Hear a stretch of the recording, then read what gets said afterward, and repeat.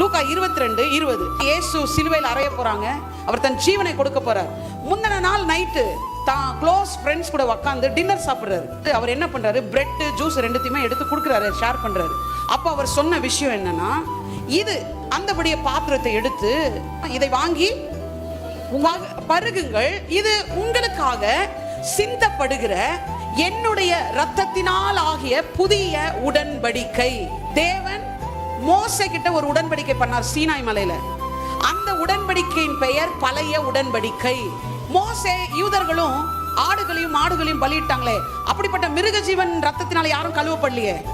நம்ம எல்லாம் யார் ரத்தத்தினால கழுவப்பட்டிருக்கோம்? இயேசு கிறிஸ்துவின் சொந்த ரத்தத்தினால நம்ம கழுவப்பட்டிருக்கிறோம்.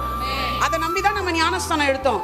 அப்படின்னா நீங்க அவர் ரத்தத்தினால் ஆன புதிய உடன்படிக்கையின் கீழ் இருக்கிறீர்கள்.